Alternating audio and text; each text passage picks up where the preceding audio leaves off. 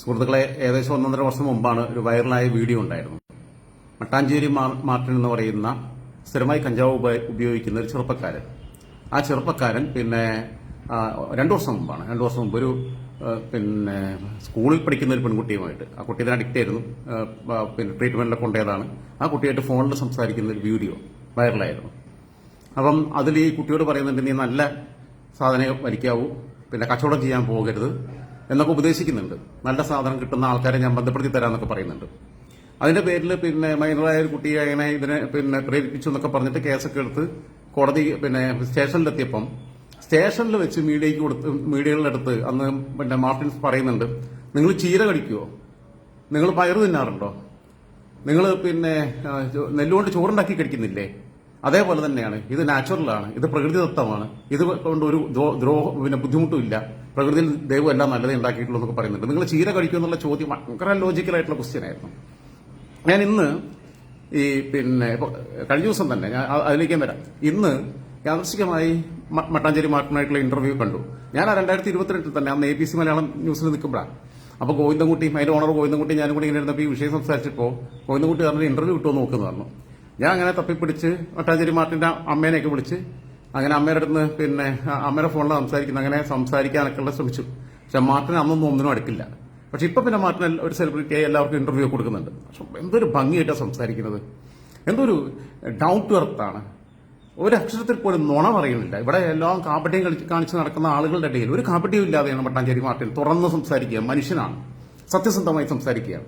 ഭാര്യയായിട്ട് പിരിഞ്ഞു, ഭാര്യ വിദേശിയായിട്ടുള്ള ഭാര്യ ന്യൂസിലൻഡിൽ അവിടെ ഉണ്ടായിരുന്നതാണ്. അത് പിരിഞ്ഞു, അതിൽ വിഷമമുണ്ടെന്ന് പറയുന്നുണ്ട്. പക്ഷെ എന്നാലും അവള് നന്നായി ജീവിക്കട്ടെ എന്ന് പറയുന്നുണ്ട്. അങ്ങനെ വളരെ സത്യസന്ധനായ നേരും നെറിയുമുള്ള ഒരു മനുഷ്യൻ എന്നെനിക്ക് തോന്നിയിട്ടില്ല. ഇവിടെ കഞ്ചാവ് മരിക്കുന്നില്ല, കള്ളും കുടിക്കുന്നില്ല ഒന്നും പറഞ്ഞിട്ട് നടക്കുന്ന ആൾക്കാർ മറ്റുള്ളവരെ പറ്റിക്കാനും ആൾക്കാരെ പീഡിപ്പിക്കാനും ഒക്കെ പോകുന്നവരെക്കാൾ ഫാർ ബെറ്റർ ആണ് മാർട്ടിൻ എന്ന് എനിക്ക് തോന്നി. മാർട്ടിന്റെ ഇന്റർവ്യൂ ഞാൻ ഇന്നിപ്പോ കാണാനിടയായി. അതില് അവതാരകയുടെ പേര് ഞാൻ പറയുന്നത്, ചാനലിന്റെ പേരും പറയുന്നില്ല, അവതാരക എനിക്ക് പേഴ്സണലായിട്ട് അറിയാവുന്നതായതുകൊണ്ട് ആ ഇന്റർവ്യൂവിനകത്ത് അവതാരകനെ അങ്ങോട്ട് ശരിയാക്കി വിടുക. മാർട്ടിന്റെ അടുത്ത് ആദ്യം ചോദിക്കുന്ന ഒരു സാധനം, ഇപ്പൊ ഈ കഞ്ചാവിന് പറയുന്ന പേര് ജോയിന്റ് സ്റ്റഫ് എന്നൊക്കെ പറഞ്ഞിട്ടാണ് പറയുക. അപ്പം ഇതിനകത്ത് മാർട്ടിനോട് ചോദിക്കുന്ന ഓരോ കാര്യങ്ങളും ചോദിക്കുമ്പോൾ ആദ്യം മുഖത്ത് ടാറ്റു അടിച്ചിട്ടുണ്ടോ എന്ന് ചോദിക്കുന്നുണ്ട്. അപ്പൊ ടാറ്റു അടിച്ചിട്ടുണ്ടെന്ന് പറയുമ്പോൾ എന്താ ടാറ്റു അടിച്ചിരിക്കുന്നത്? അപ്പോൾ പറയുന്നത് ഈ സൈഡിൽ പച്ച, ഈ സൈഡിൽ മമ്മ. അപ്പൊ എന്താ അതിനർത്ഥം? അപ്പൊ പറഞ്ഞു, പച്ച എന്ന് പറഞ്ഞാൽ എർത്ത്, ഭൂമി, മമ്മ എന്ന് പറഞ്ഞാൽ അമ്മ. ഭൂമിയാണ് എന്റെ ദൈവവും എന്റെ മതവും എന്റെ അമ്മയും ഒക്കെ, കടലും ഭൂമിയുമാണ് എന്റെ അമ്മ എന്ന് പറയുന്നുണ്ട്. ഇതാണ് ഇവിടെ കാവട്യം കാണിച്ച് നടക്കുന്ന ആൾക്കാരെക്കാളൊക്കെ കൂടുതൽ എന്തോ ഒരു രസമായിട്ടാണ് മറുപടി കൊടുക്കുന്നത്. അപ്പം കടലും അമ്മയാണെന്ന് പറയുന്നുണ്ട്. അടുത്തത് അവതാരക ചോദിക്കുന്നു, മാർട്ടിന് എവിടെയാണ് താമസിക്കുന്നത്? അപ്പോൾ ഫോർട്ട് കൊച്ചിയിലാണെന്ന് പറഞ്ഞു. നിങ്ങളെ കണ്ട ഫോർട്ട് കൊച്ചിക്കാരനാണെന്ന് തോന്നുന്നില്ല, ഗ്രാമത്തിൽ താമസിക്കുന്ന പോലെ തോന്നുന്നില്ല, ഏതോ കാട്ടിൽ താമസിക്കുന്ന ആളെ പോലെയാണ് തോന്നുന്നതെന്ന് പറയുന്നുണ്ട് അവതാരക. അപ്പൊ അവതാരകർ തിരിച്ചു മാറ്റി ചോദിക്കുക, നീ അതൊക്കെ കാട്ടിൽ പോയിട്ടുണ്ട്? കാട്ടിൽ താമസിക്കുന്ന ആൾക്കാരൊക്കെ ആണെങ്കിൽ കാട്ടിൽ പോകണമല്ലോ. അവതാരകയാണെങ്കിൽ വളരെ മോഡേൺ ആയിട്ടുള്ള യുവതിയാണ്. നീ അതൊക്കെ കാട്ടിൽ പോയിട്ടുണ്ട്? അല്ല, ഞാൻ അതല്ല പറഞ്ഞത്, കാട്ടില് താമസിക്കുന്നമാര് നിങ്ങൾ പ്രാകൃതമായ രൂപത്തിലാണ് അന്ന്.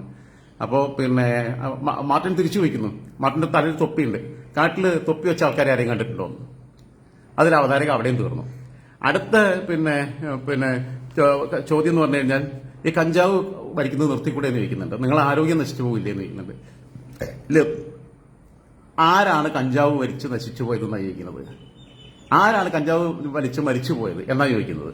എന്നിട്ട് അതിനകത്ത് തന്നെ മാർട്ടിൻ പറയുന്നു, ഈ കെമിക്കലുള്ള കഞ്ചാവ് വലിക്കുന്നതാണ് അപകടകരം. കെമിക്കലുള്ള, ഞാൻ അതിന്റെ വേറെ വിശദാംശങ്ങളിലേക്ക് വരാം, കാരണം എൻ്റെ അടുത്ത് വേറെ പ്രൂഫ് ഉണ്ട്, എന്റെ എക്സ്പീരിയൻസ് ആയിട്ടുള്ള ആളെ ഒരു ബുക്കുമായിട്ട് ബന്ധപ്പെട്ട്. ഈ കെമിക്കലുള്ള കഞ്ചാവ് വലിക്കുന്നതാണ് കുഴപ്പം, അല്ലാതെ ഉള്ള സാധനം വലിക്കുന്നതിന് കുഴപ്പമില്ല എന്നും മാർട്ടിൻ പറയുന്നുണ്ട്. കഞ്ചാവിൽ നിങ്ങൾ നിർത്തണം എന്ന് പറയുമ്പോൾ, നിങ്ങളെ പൈസയ്ക്കാണോ ഞാൻ കഞ്ചാവ് വലിക്കുന്നതെന്ന് ചോദിക്കുന്നത് തിരിച്ച് അവതാരിക്കോട്. നിന്റെ പൈസയ്ക്കാണോ ഞാൻ കഞ്ചാവ് മേടിക്കുന്നതെന്ന് ചോദിക്കുന്നത്, നിന്റെ തന്നെ ചോദിക്കുന്നത്. അതേപോലെ തന്നെ വേറൊന്ന് ചോദിക്കുന്നത്, ആര് നശിച്ചു? എന്നിട്ട് അദ്ദേഹം പറയുന്നുണ്ട്, മാർട്ടിൻ പറയുന്നൊരു കാര്യം, ഇവിടെ കള്ളു കുടിച്ച് കരൽ രോഗം വരുന്നുണ്ട്, കുടുംബങ്ങളിൽ കലഹം ഉണ്ടാവുന്നുണ്ട്, ഇവിടെ സിഗരറ്റ് വലിച്ചിട്ട് ആൾക്കാർക്ക് ലങ് ക്യാൻസർ വരുന്നുണ്ട്. അതെന്താ നിങ്ങൾ നിർത്താത്തത്? അത് ലീഗൽ. ഇതുകൊണ്ടൊരു കുഴപ്പമില്ലാത്ത സാധനം, ഒരു ദോഷമില്ലാത്ത സാധനം, ഒരു ഔഷധ സസ്യമാണ്, അത് കഴിക്കുന്നത് ഇല്ലീഗൽ. ഇതെന്ത് നിയമമാണ്? നിങ്ങൾ സർക്കാരിനോടാ പോയി പറയേണ്ടതെന്ന് പറയുന്നുണ്ട്. അല്ല, നിങ്ങളുടെ നന്മയ്ക്ക് വേണ്ടി ഞാൻ പറയണമെന്ന് പറയുമ്പോൾ, എന്റെ നന്മയ്ക്ക് വേണ്ടി ആരും ഉണ്ടാക്കണ്ടെന്ന് പറയുന്നുണ്ട് തിരിച്ചു മറുപടി. എന്നാലും എനിക്ക് ഭയങ്കര രസകരമായിട്ട് തോന്നി. എനിക്ക് തോന്നിയപ്പോൾ ഞാൻ ചിന്തിച്ചൊരു കാര്യം, ദ പ്രൊഫറ്റിക് കാൽസ് എന്ന് പറയുന്ന ഒരു പുസ്തകമുണ്ട്. അർജുൻ വൈശാഖ് എന്ന് പറഞ്ഞ ഒരു ചെറുപ്പക്കാരൻ എഴുതിയതാണ്. ഇംഗ്ലീഷിലേ ഉള്ളൂ, തന്നെ മലയാളം പതിപ്പൊന്നുമില്ല. ഈ അർജുൻ വൈശാഖ് ആലുവക്കാരനാണ്. പിന്നെ Arjun Vaishakh hailing from Aluva, Ernakulam, Kerala. Is the son of Anil Chandran, news reader, All India Radio, and V N Sreekala, Calicut university. He loves food, music and അത് ക്ലിയർ ആവുന്നില്ല, മങ്ങിപ്പോയിട്ടുണ്ട്. ഓക്കെ. അനിൽ ചന്ദ്രൻ എന്ന് പറയുന്ന പിന്നെ AARലെ ന്യൂസ് റീഡറുടെയും അതേപോലെ തന്നെ കാലിക്കറ്റ് യൂണിവേഴ്സിറ്റിയിൽ വർക്ക് ചെയ്യുന്ന ശ്രീകല എന്ന് പറയുന്ന സ്ത്രീയുടെയും മകനാണ് അർജുൻ വൈശാഖ്. വളരെ ചെറുപ്പത്തിൽ ഇതിന് അഡിക്റ്റായി, കഞ്ചാവിനും അഡിക്റ്റ് ആയിട്ട് അവന്റെ ലൈഫ് എന്ന് പറയുന്ന വല്ലാത്തൊരു വഴി കൂടിയാണ്. ഒരുപാട് റിട്രീറ്റ് സെന്ററിൽ കൊണ്ടുപോകുന്നു, തീക്ഷമായ ജീവിതാനുഭവങ്ങളിലൂടെ കടന്നു പോകുന്നു. ഇതിന്റെ ഭാഗമായിട്ടുള്ള ഈ ഒരുതരം അനാർക്കിസ്റ്റായി മാറുന്നു. കഞ്ചാവ് മാത്രമല്ലായിരുന്നു, മദ്യവും കഞ്ചാവും ബാക്കിയുള്ള സാധനങ്ങളും സിന്തറ്റിക് ലഹരി എല്ലാം ഉപയോഗിച്ച് പോയതാണ്. അതിനകത്ത് അവൻ പറയുന്നത് കുറച്ച് ഉപയോഗിച്ച സാധനങ്ങൾക്കകത്ത് അവൻ ഉപയോഗിക്കാത്ത സാധനങ്ങളൊന്നുമില്ല, MDMA ഉൾപ്പെടെയുള്ളതൊക്കെ ചെന്നൈയിലൊക്കെ പോയി പഠിച്ചതാണ്. എനിക്ക് ഈ പുസ്തകം തരുന്നത് 2020 പിന്നെ ഈ അനുശ്രീ എന്ന് പറഞ്ഞ കുട്ടിയാണ്, അവളെ പേര് ഇവിടെ എഴുതിയിട്ടുണ്ട്, അനുശ്രീ. ഇത് മിറർ എഫക്ട് ആയതുകൊണ്ട് നിങ്ങൾക്ക് വായിക്കാൻ പറ്റില്ല. അവളന്ന് TTCക്ക് പഠിക്കുക. ഞാനന്നൊരു സ്ഥാപനത്തിൽ അവിടെ അസിസ്റ്റന്റ് മാനേജറായിട്ട് വർക്ക് ചെയ്യുന്ന സമയത്ത് അവളുടെ അധ്യാപകരുമായിട്ട് സംസാരിച്ചുകൊണ്ടിരിക്കുമ്പോൾ ഈ കുട്ടി അന്ന് സെക്കൻഡ് ഇയർ TTCക്കാണ്. സാറേ ഞാനൊരു പുസ്തകം കൊണ്ടുവന്ന് തരട്ടെ നാളെ എന്ന് ചോദിച്ചു. ആന്ന് പറഞ്ഞു. പിറ്റേന്ന് ഈ കുട്ടി എനിക്ക് ഈ പുസ്തകം കൊണ്ടുവന്നാ എനിക്ക് വായിച്ചിട്ട് ശരിക്കിരുന്ന് വായിക്കണം എന്ന് പറഞ്ഞു എന്നോട്. ഓക്കെ എന്ന് പറഞ്ഞു. ഇപ്പോഴും ഞങ്ങൾ തമ്മിൽ കോൺടാക്ട് ഉണ്ട്. അപ്പോൾ അവള് നല്ല റീഡിംഗ് ഉള്ള കുട്ടിയാണ്. ഞാൻ എൻ്റെ അടുത്ത് കുറച്ച് ഇംഗ്ലീഷ് പുസ്തകങ്ങൾ ഉണ്ടായിരുന്നത്. എനിക്ക് ഒരു ബിൽ മിൽട്ടൺ എന്ന് പറയുന്ന ഒരു അമേരിക്കക്കാരൻ തന്ന കുറച്ച് പുസ്തകങ്ങളുണ്ടായിരുന്നു ഞാൻ അവിടെ ജോലി ചെയ്തിരുന്ന സമയത്ത്. ആ പുസ്തകങ്ങൾ ഞാൻ അവൾക്ക് കൊടുത്തു. ഞാനതൊന്നും വായിക്കാൻ തോന്നിട്ടൊന്നുമില്ല. ഒരു 5-6 പുസ്തകങ്ങളുണ്ടായിരുന്നു, കുറച്ച് നല്ല തിക്കായിട്ടുള്ള പുസ്തകങ്ങൾ.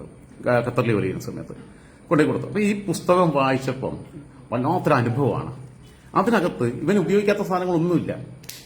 ഇപ്പോൾ ധ്യാൻ ശ്രീനിവാസൻ പറഞ്ഞതുപോലെ തന്നെ രാവിലെ എണീക്കുമ്പോൾ ചുറ്റുമാകെ കുപ്പികൾ, ഭക്ഷണ പദാർത്ഥങ്ങൾ, ആൺകുട്ടികളും പെൺകുട്ടികളൊക്കെ അവിടെ ഇവിടെ കിടക്കുന്നു. ഞാനിത്ര സാഹചര്യത്തെ ഫേസ് ചെയ്തിട്ടുള്ളതാണ്. എന്റെ വീട്ടിൽ ഈ 2019 പ്രളയ കാലഘട്ടത്തിൽ കുറെ പേര് വന്നിരുന്നു.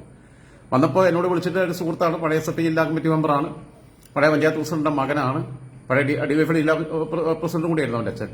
അപ്പം അവൻ വിളിച്ചിട്ട് പറഞ്ഞു, രാജേട്ടാ റിലീഫുമായിട്ട് ബന്ധപ്പെട്ട് കുറച്ച് ആൾക്കാർ ഇങ്ങോട്ട് വരുന്നുണ്ട്, വീട്ടിൽ അക്കോമഡേറ്റ് ചെയ്യാൻ പറ്റാണ്, ഞാൻ ഒറ്റയ്ക്ക് താമസിക്കുകയാണല്ലോ. ഞാൻ ഒരു കുഴപ്പമില്ലാന്ന് പറഞ്ഞു. അപ്പോൾ കുറെ ആമ്പിള്ളാരും പിള്ളേരൊക്കെ വന്നു. ഇവര് 1-2 ട്രക്ക് സാധനങ്ങളും കൊണ്ടുവന്നു, പല സാധനങ്ങൾ, ഈവൻ കുക്കറുകൾ, ബാക്കിയുള്ളത് കിടക്ക, അങ്ങനെയുള്ള. കാരണം നിലമ്പൂര് ആകെ വെള്ളത്തിൽ മുങ്ങിപ്പോയിരുന്നു. ഇത് ഒരു 1.5 ട്രക്കിന്റെ എല്ലാം പല സ്ഥലങ്ങളിലായിട്ട് നമ്മളാണ് എവിടെയൊക്കെ കൊണ്ടുപോയി കൊടുക്കണം എന്നുള്ളത് കാണിച്ചു കൊടുക്കുന്നത്. ഞാനും ദിവാകരേട്ടനെ സഹായം പിടിച്ച് ഇതൊക്കെ കാണിച്ചു കൊടുത്തു. കാട് കയറി പോവുക എല്ലാം പറയാം. ഇതെല്ലാം കഴിഞ്ഞ് തിരിച്ച് വീട്ടിൽ വന്നു. അപ്പോൾ ഇവര് പല ബ്രാൻഡ് സാധനങ്ങളൊക്കെ കൊണ്ടുവന്നിട്ടുണ്ട്. ഞാനിതൊക്കെ കഴിക്കുന്നുണ്ട്. ഓരോരുത്തരും കൊണ്ടുവന്ന സാധനങ്ങളൊക്കെ ഉണ്ട്. ഒരാൾ ഡോക്ടറാണ്, വേറെ ഒരാൾ കോളേജ് അധ്യാപികയാണ്. അങ്ങനെ ആൺകുട്ടികളും പെൺകുട്ടികളൊക്കെ ഉണ്ട്. ഇത് പിന്നെ ഇവർ വലിക്കുന്നുണ്ട്. അപ്പൊ എനിക്കിത് സിഗരറ്റാണെന്നാണ് കരുതിയത്. ഞാനും വലിച്ചു. എനിക്കിതിന്റെ സ്മണമൊന്നും അറിയില്ല, നമ്മൾ ഉപയോഗിച്ചിട്ടില്ലല്ലോ. എനിക്ക് ഈ മദ്യം കൂടി കഴിച്ചു കഴിഞ്ഞപ്പം ഒരു വല്ലാത്തൊരു അവസ്ഥയിലേക്ക് പോയിരുന്നു.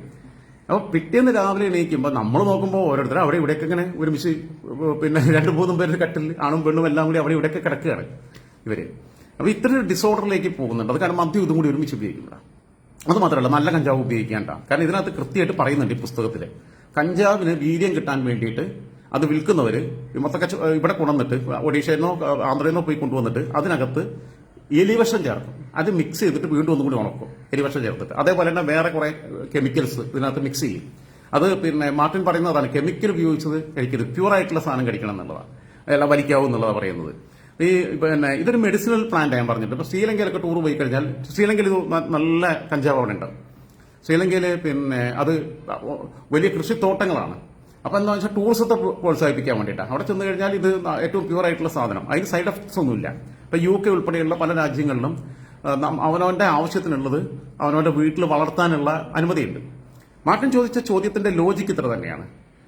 മദ്യം നിയമപരം, നിയമവിധേയം, സിഗരറ്റ് നിയമവിധേയം, ഇത് രണ്ടും അങ്ങേയറ്റം അപകടം ഉണ്ടാക്കുന്നതാണ്. സിഗരറ്റിന് അഡിക്റ്റ് ആയി കഴിഞ്ഞാൽ, ഈ ബീഡിക്ക് അഡിക്റ്റ് ആയി കഴിഞ്ഞാൽ ഈ പുക വലിയ നമ്മളെ മറ്റേ ആളുടെ അനൗൺസ്മെന്റ് പോലെ ശ്വാസകോശം സ്പോഞ്ച് പോലെയാകും എന്നൊക്കെ പറഞ്ഞ പോലെ അത് അങ്ങനെ സാധനമാണ്. മദ്യം കൊണ്ടെന്ന് പറഞ്ഞാൽ ലിവർ സിറോസിസ് ഉൾപ്പെടെയുള്ള അസുഖങ്ങളിലേക്ക് പോകുന്നു, കുടുംബത്തിന്റെ സമാധാനം തകർക്കുന്നു, സാമ്പത്തിക ഭദ്രത തകർക്കുന്നു, ഒക്കെയുണ്ട്. ഇതിനത്ര വലിയ കുഴപ്പമൊന്നുമില്ലാത്ത സാധനമാണ് ഇത് എന്തുകൊണ്ട് നിയമപരമാക്കിക്കൂടാ എന്നുള്ളത് വലിയ ക്വസ്റ്റ്യനാണ്. സർക്കാർ പരിശോധിക്കേണ്ട കാര്യമാണ്. കാരണം ഇതിന്റെ അവൈലബിലിറ്റി കുറവായതുകൊണ്ടും ഇതിനെതിരെ ഒരുപാട് റെസ്ട്രിക്ഷൻസ് ഉള്ളതുകൊണ്ടും ഇത് കിട്ടുന്നവൻ പിന്നീട് അതിനകത്ത് ഈ മായം ചേർത്തിട്ടാണ് കൊടുക്കുന്നത്. ഇത് വലിക്കുന്നവനാണ് ഈ കഞ്ചാവ് വലിച്ച് ഭ്രാന്താകുക എന്ന് പറയുന്നില്ലേ. കാരണം ഈ എലിവിഷവും മറ്റേ ബാക്കിയുള്ള കെമിക്കലുകളും എല്ലാമാണ് ഇതിനകത്ത് ഈ വലിച്ചു കയറ്റുന്നത്. ഇത് വലിച്ചു കയറ്റുന്നവന്റെ ബ്രെയിനിനെ ഇത് ബാധിക്കും. അതേസമയം മാർട്ടിന്റെ ബ്രെയിനെ ഇതുവരെ ബാധിച്ചിട്ടില്ല. മാർട്ടിന്റെ സംസാരത്തിനകത്തൊരു ചെറിയ ക്ലാരിറ്റി കുറവുള്ളതെന്ന് പറഞ്ഞാൽ വലിയ ഗുരുതരമായ ഒരു ആക്സിഡന്റ് കഴിഞ്ഞ് തലയുടെ ഒരു ഭാഗം പൊളിഞ്ഞൊക്കെ പോയിട്ട് അങ്ങനെ വന്നതാണ്. അതിന്റെ ഭാഗമായിട്ട് ബ്രെയിനിനൊക്കെ ബാധിച്ചിട്ടുണ്ട്, ബ്രെയിനിന് ഡാമേജ് വന്നിട്ടുണ്ട്. അല്ലാതെ കഞ്ചാവ് വലിച്ചിട്ടാവുന്നതല്ല, സ്ഥിരമായിട്ട് ഉപയോഗിക്കുന്ന ആളാണെന്ന് തുറന്നു പറയുന്നുണ്ട്. ഇവിടെ എക്സൈസ് ഡിപ്പാർട്ട്മെന്റും പോലീസൊക്കെ ഉണ്ടാകുമ്പോൾ തുറന്നു പറയുന്നുണ്ട്. അപ്പൊ ഞാൻ ഈ ഒരു മാർട്ടിന്റെ ഇത് കണ്ടപ്പോൾ എനിക്ക് തോന്നി ഈ ഒരു വിഷയത്തെക്കുറിച്ച് സംസാരിക്കണമെന്നുള്ളത്. കാരണം സത്യത്തിൽ ഇതൊക്കെ നിയമപരമാക്കുകയാണ് വേണ്ടത്. ഞാൻ കഞ്ചാവിനെ പ്രോത്സാഹിപ്പിക്കാൻ വേണ്ടി പറയുകയല്ല. കാരണം പല മരുന്നുകളിലും കഞ്ചാവ് ഒരു ഘടകമാണ്. ഇപ്പോൾ നമ്മൾ കഫ്സിറപ്പ് ഉൾപ്പെടെയുള്ള സാധനത്തിനകത്ത് ആൽക്കഹോൾ ഘടകമാണ്. പല മരുന്നുകൾക്കകത്തും പല ഇതിനകത്തും ആൽക്കഹോൾ ഘടകമാണെന്ന് പറയുന്നത് പോലെ തന്നെ ഈ കഞ്ചാവ് പലതിനകത്തും ഘടകമാണ്. പല മരുന്നിലും അത് ചേരുന്നുണ്ട്. അപ്പൊ എന്തുകൊണ്ട് അതിനെ നിയമപരമാക്കിക്കൂടാ? അപ്പൊ പിന്നെ ഈ മായം ചേർന്ന സാധനം വലിച്ച് ഇത് വലിക്കുന്നവൻ എങ്ങനെയാലും വലിക്കും. എനിക്ക് പലരെയും ഞാൻ അറിയാം. കഴിഞ്ഞ ദിവസം ഞാൻ നടക്കാൻ പോയപ്പോൾ ചെറുപ്പക്കാരൻ അവിടെ ഇങ്ങനെ ബൈക്ക് നിർത്തിയിട്ട് ഇങ്ങനെ നിന്ന് വലിക്കുന്നുണ്ട്. അപ്പൊ എനിക്കൊരു ഡൗട്ട് തോന്നി. ഞാൻ നടക്കാനല്ല, സൈക്കിളിൽ പോവുക. ഞാൻ അങ്ങോട്ട് പോയപ്പോൾ ഇങ്ങനെ ശ്രദ്ധിച്ചു. പിന്നെ തിരിച്ചു വന്നപ്പം ഇവ എന്നോട് ഇങ്ങനെ ചിരിച്ചു കാണിച്ചു. വീണ്ടും ഞാൻ അടുത്ത റൗണ്ട് അടിക്കുമ്പോൾ അവിടെ അടുത്തോളം നിർത്തി. ഞാൻ പറഞ്ഞത് ജോയിന്റാണോ വലിക്കണേന്ന് ചോദിച്ചു. പെട്ടെന്ന് പറഞ്ഞത് കാരണം വല്ല പോലീസിനാണെന്ന് അറിയില്ല. പിന്നെ സൈക്കിളായതുകൊണ്ട് കുഴപ്പമില്ല. ആ ചേട്ടാ ജോയിന്റ് ആണ്, അതിന് ഇവിടെ ഒഴിഞ്ഞു നിന്നിട്ടൊന്ന് വലിക്കാൻ വേണ്ടി വന്ന ഇവിടെ ആൾക്കാർ ശല്യമില്ലോ എന്ന് പറഞ്ഞു. ഓക്കെ എന്ന് പറഞ്ഞിട്ട് ഞാനും പോയി. അപ്പം ഞാൻ പറഞ്ഞു ഈ എലിവിഷൊക്കെ ചേർത്ത് വരുന്നുണ്ട്, അല്ല ഇത് പ്യൂർ ആയിട്ടുള്ള സ്ഥലത്ത് നിന്ന് കിട്ടുന്നതാണ് എന്ന് പറഞ്ഞു. ഓക്കെ, ഞാൻ പിന്നെ കൂടുതൽ സംസാരിക്കാനൊന്നും നിന്നില്ല. ഇത് ശരിക്കും പറഞ്ഞാൽ ഗവൺമെന്റ് ഗൗരവമായിട്ട് ആലോചിക്കേണ്ട ആളാണ്. ഈ മദ്യം എന്ന് പറഞ്ഞ ഈ സാധനം ഈ 50 രൂപയുടെ സ്പിരിറ്റിനകത്ത് ഫ്ലേവർ ചേർത്ത് കലക്കി കൊടുക്കുകയാണ്. ജവാൻ മറ്റേതെന്നൊക്കെ പറഞ്ഞിട്ട് 1 ലിറ്റർ വെള്ളത്തിന് 20 രൂപയുണ്ട്. ആ സമയത്താണ് ഇത് 1 ലിറ്റർ പിന്നെ ഇങ്ങനെ വിൽക്കുന്നത്. അതിനകത്ത് പകുതിയിലേറെ ടാക്സാണ്. പിന്നെ ഇവരുടെ ലോജിസ്റ്റിക്സ് എക്സ്പെൻസ്, സ്റ്റാഫിന്റെ എക്സ്പെൻസ്, ഇതിന്റെ മേക്കിംഗ് കോസ്റ്റ് എന്നൊക്കെ പറയുന്നത് ഒരു 50 രൂപയുള്ളൂ 1 ലിറ്റർ. ഞാൻ പറഞ്ഞു 20 രൂപ വെള്ളത്തിനുണ്ട്. പിന്നെ ഇതിനകത്ത് എന്താ ചേരണേ? അപ്പൊ ആ വിഷം കൊടുക്കുന്നതിനേക്കാളൊക്കെ നല്ലത് ഇതിനൊക്കെ അനുവദിക്കുകയാണെന്നുള്ള ഒരു അഭിപ്രായം. നിങ്ങൾക്ക് എതിർപ്പുണ്ടെങ്കിലും ഇല്ലെങ്കിലും ഞാൻ പിന്നെ ഇതിനെ പ്രൊമോട്ട് ചെയ്യല്ല. ഞാൻ ഒരിക്കലും ഞാൻ പറഞ്ഞില്ല, അറിയാതെ ഒന്ന് കഞ്ചാവാണെന്ന് അറിയാതെ ഒന്ന് വലിച്ചു പോയതാണ്. എനിക്കറിയില്ലായിരുന്നു ഇത്. അതും എനിക്ക് തോന്നി ഇതേപോലെ വല്ല വിഷം കടിച്ചു വന്നതായിരിക്കും. ജീവിതത്തിൽ അങ്ങനെ ഒരു അനുഭവം ഉണ്ടായിട്ടുണ്ട്. പക്ഷേ ഞാൻ ഇപ്പോഴും മട്ടാഞ്ചേരി മാർട്ടിൻ പറയുന്ന ആ ലോജിക്കൽ കാര്യങ്ങളോട് യോജിക്കുന്ന ഒരാളാണ്. അത് നിങ്ങളോട് ഷെയർ ചെയ്തതെന്ന് മാത്രം. മട്ടാഞ്ചേരി മാർട്ടിന്റെ കൂടെ എനിക്ക് ഭയങ്കര റെസ്പെക്ട് തോന്നിപ്പോ. എന്ത് മനോഹരമായിട്ട് സംസാരിക്കണമെന്നറിയോ? ഇത്ര ബുദ്ധിപരമായും ഇത്ര ഫിലോസഫിക്കലായിട്ട് ഒരു സെക്കൻഡ് പോലും ആലോചിക്കാതെയാണ് മറുപടി പറയുന്നത്.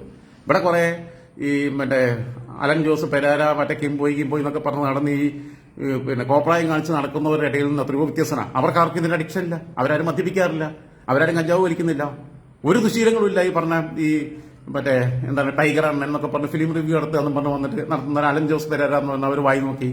ഇവർക്കൊന്നും ഈ ദുശീലങ്ങളൊന്നും ഇല്ല. പക്ഷെ എന്തിനു കൊള്ളാം, ബുദ്ധിയില്ലല്ലോ, കോമാളിയായിട്ട് നടക്കുകയല്ലേ. അതേസമയം മട്ടാഞ്ചേരി മാർട്ടിൻ അവരെക്കാൾ എത്രയോ നന്നായിട്ട് ഇത്രയും ബ്രെയിനിന് ഡാമേജ് പറ്റിയിട്ട് അപ്പോൾ ഈ ഫുൾ പവറിലായിരുന്നു എന്നുണ്ടെങ്കിൽ എന്തായിരുന്നു എനിക്ക് അവസ്ഥ? ഈ അപകടം പറ്റുന്നതിന് മുമ്പുള്ള മട്ടാഞ്ചേരി മാർട്ടിന്റെ ഒരു ലെവൽ എന്താണെന്നുള്ളത് ഞാൻ ആലോചിച്ച് നോക്കി.